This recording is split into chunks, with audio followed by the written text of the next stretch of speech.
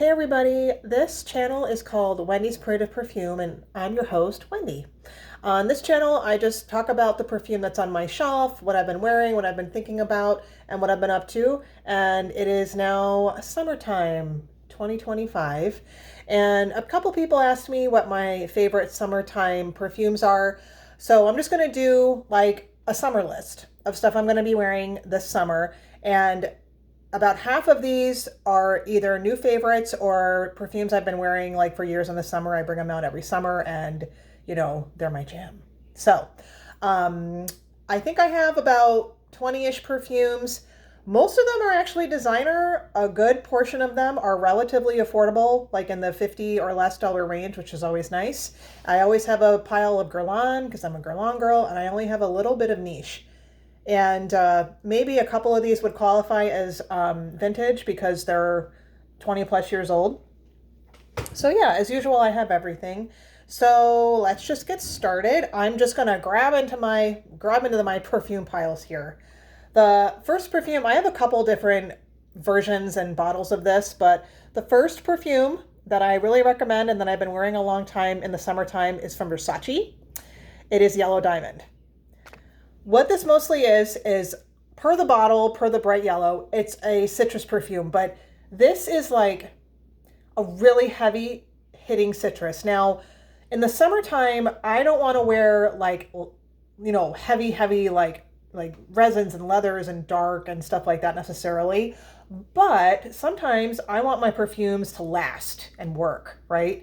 So Versace Yellow Diamond, true to their form, this stuff is loud as hell. This is probably like the loudest, just upfront, citrus floral with a very nice wooded dry down, by the way, on the bottom that I have though. So if you want just like, man, my citruses, they're not doing it for me, just try to check out Versace Yellow Diamond. I have this one, and then I think it's called Intense. Of course it is, right? And they're similar enough that I don't think that you need to get both. So if you could try one, you can just kind of go on that avenue. But yeah, Versace Yellow Diamond, excellent summer citrus perfume for a citrus that will actually, get to work. On my channel too, I talk about the same perfumes over and over again. I do talk about different things, but I talk about a lot of the stuff over and over again. This is a perfume you've probably seen me talk about a million times. This is from Hermes. This is Un Jardin sur le Nil, Water of the Nile. And oh gosh, I love wearing this in the summertime. This is a green perfume, but it is just it's actually a very strange scent. There's notes like tomato and carrot and sycamore and incense. So what this is it's a tart green fruity floral. And when I say that it's aquatic, the green is aquatic. The green waters, I don't know, it's like more of like a lagoon, right? There's like a fantastical lagoon on the Nile, and this is the garden that grows in this lagoon on the Nile. Anyway, this in some ways, even though it's a bit of an oddball, it smells bright, it smells fresh and clean, and it's uplifting, and I'm so glad this is around. This, I guess, would count as vintage. This came out 20 years ago. So another summer staple for me is Sur le Nil from Hermes. Another summer staple is from Chanel, and everybody's seen this. This is from the Chance line, Chanel Chance Oud. I prefer the Eau de Parfum to the Eau de Toilette. What can I say? This is just the best fresh floral of all time. Citrus on the top, some roses, a white musk dry down, and I just love it. This is mood enhancing. Now, I do wear this in the winter and the colder months as well, but this is another one. For me, this is a pretty strong perfume. It has good performance, and it's a crowd pleaser. So if I'm like radiating because I'm warm or something, no one's going to get mad at me. And, this is just a solid summer staple for me. Most of you have at least seen this perfume. That is Chance Oud with the Eau de Parfum. I think I've mentioned before, some people have a hard time with longevity on this, but This is loaded with white musk, so just don't spray too much and your nose won't get so overloaded with the scent. This is slightly new, and I'm going to get a full bottle of this soon because I'm almost done, because I was good and got a decant first. I absolutely love this perfume, by the way, so I may gush a little bit. Oh gosh, the camera. Here we go. So this is from Van Cleef & Arpels. This is California Reverie. Okay. Okay. Oh my gosh, I love this so much. This is mostly a jasmine perfume with honey and a wooded dry down. But it's like summertime white flowers. It doesn't smell coconutty, doesn't smell sunscreeny necessarily, but just the bloom of it just reminds me of summertime flowers. And this is incredibly well blended. I should actually look this up and look at the notes and do a regular review for this because, you know, lucky for me, when I do bother to be good and get a decant and test it out, half the time I either don't finish the decant at all or I finish it and I kind of just forget about it because I have so many perfumes. But this one has stayed on my mind. I got the decant last year. I used it up and I'm going to get a bottle. It's just has anyone else tried this? I was actually surprised at what a wonderful job they did. It's just a wonderful, yeah, it's just a really beautiful jasmine perfume. Just pretty and uplifting and light, and doesn't last too long. Once you spray it on, it kind of dies down a little bit, but that's okay. I'm fine with that. And that is California Reverie from Van Cleef & Arpels, or Arpels, I don't know, whatever you guys want to say. I've started wearing this in the last couple years. This is Trussardi Donna Eau de Toilette. There is an Eau de Parfum too. Some people like the Eau de Parfum better. By a tiny little margin, I prefer the Eau de Toilette. This is a green tea, jasmine, citrus floral. Well, I guess I have a theme here. Apparently I like citrus florals, but it's summertime, sue me, right? But yeah, if you like the more tea-ish jasmines, this is one, again, another, this is so pretty. But jasmine floral, green tea, a little bit of citrus, a little bit of woods on the dry down. Just wears wonderfully. It just wears great in the heat. It's not too much, it's not too little. Another pretty fresh floral with a hint of, I really like the tea aspect going on here. So, and best of all, this, and for 2025, you can find this for like 35, 40 bucks for a full bottle, full presentation. And I find that to be, that's really, really a good deal. So the affordable and the wonderful Donna Eau de Toilette from Trussardi. Really glad I found this. I have a bottle of the Eau de Parfum too, and I like that. That one's a little stronger and I think a little bit fruitier, while this one's a little bit more floral. But this is the one. This is the one I like. Oh, I can't believe I still have this box. I should probably just pitch it.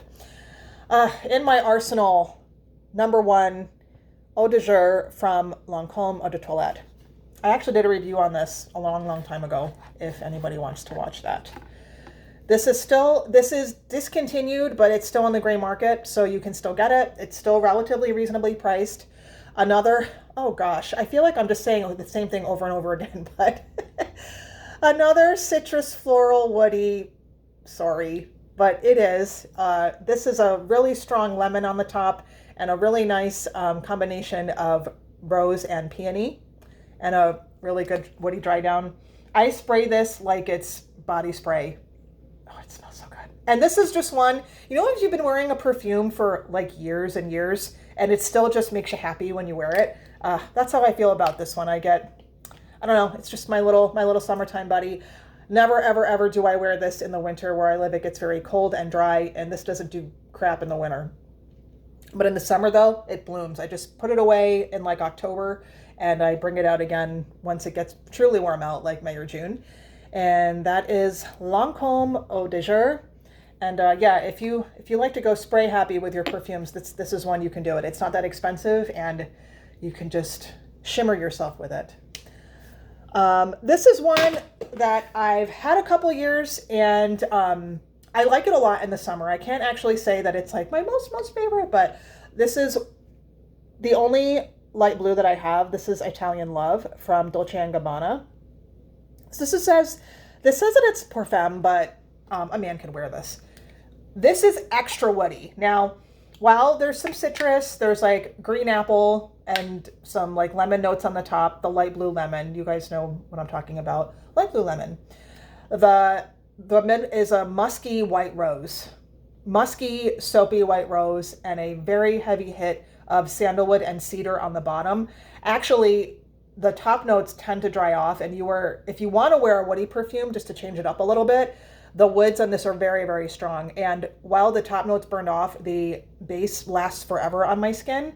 And definitely, obviously wear what you like, but this is not particularly feminine at all, in my opinion. And it only has a teeny tiny little dent because the base notes are so strong that I only actually wear 2 or 3 sprays of this and it lasts a good while. So this is not a spray to your heart's content like Eau D'azur is, but I've been really liking this one.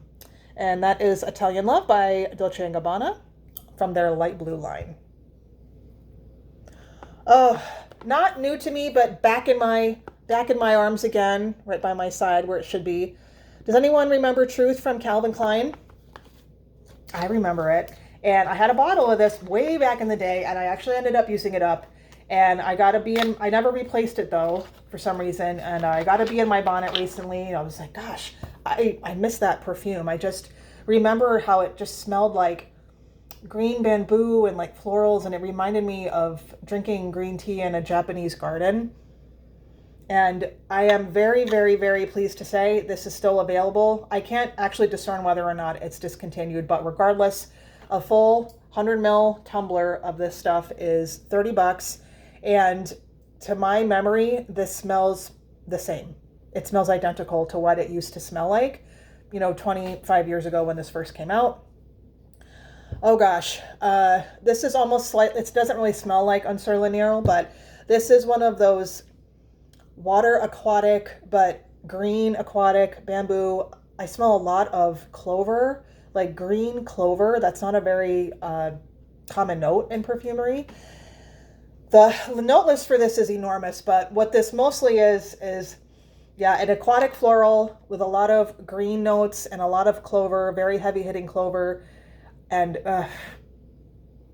I know some of you have smelled this before. If you miss it, don't be afraid to buy it again because it smells great. It's cheap, it's affordable, and you know how reformulations can just be ghastly, but this is a reformulation. Actually, it's not reformulated. Whatever they did, they managed to be consistent, and I'm so glad. I just got this back a couple of months ago, or maybe even a month ago, but I'm so glad to have Truth back in my collection, and it's wonderful for summer. It's pretty, it's easy to wear, it's just fantastic for summer. The dearly departed Bottega Veneta did get back in the perfume game, but now the perfumes are like $500, so that's out of my bag. My bag don't do that. So this is from their old line. I don't think this is around anymore. Bottega Veneta Not Eau de Parfum.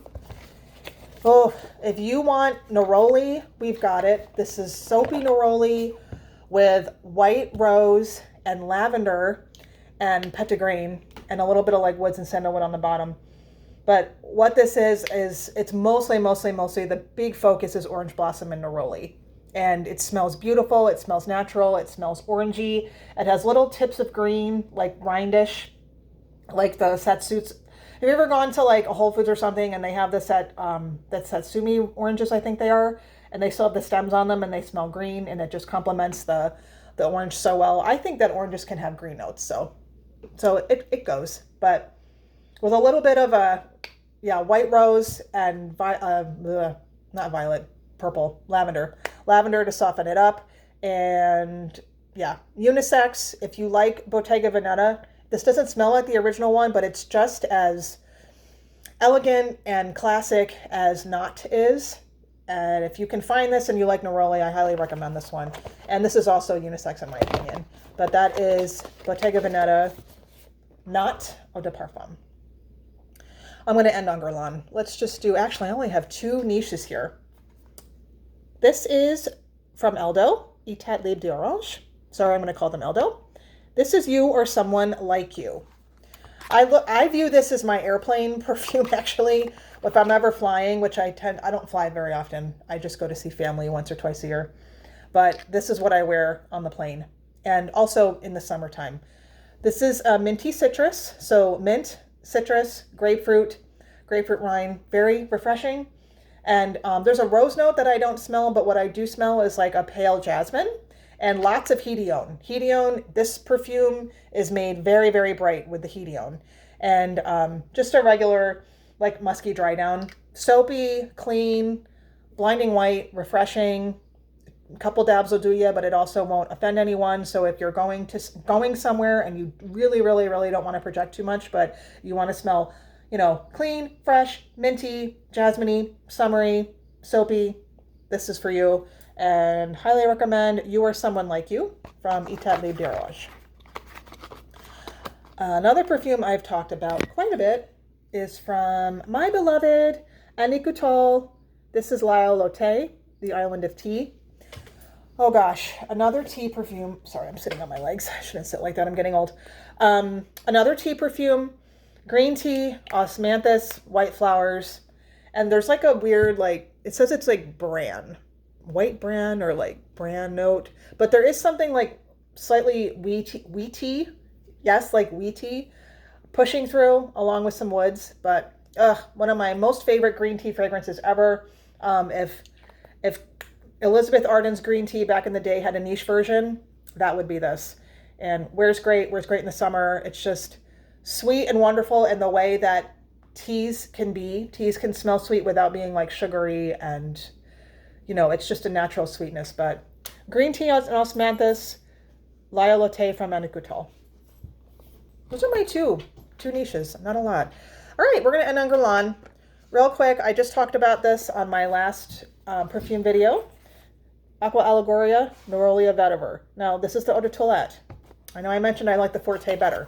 However, for summertime, this just reminds me of and complements just green fields, summertime, white flowers, just that, even though I'm not the biggest fan of the heat, but there's a certain bright energy sometimes when it's humid out and you can smell the flowers and it's sunny, and it just reminds me of that. So, you know, let's just put a highlighter. That puts a highlighter on a happy summer day. Obviously, this is Fig, Nerolia, Vetiver. It's really pretty. If you want to know more about this, a couple of people actually have done reviews on this, so don't just look at mine. But I really, really like this. I think Guerlain did a wonderful job with Aqua Aligoria, Nerolia, Vetiver.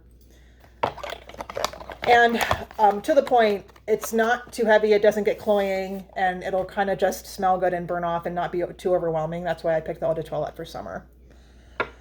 I'm very, very lucky to have a bottle of Cherry Blossom from Guerlain. They do a Millesime for this every year, which I will never ever get again because it's astronomically expensive.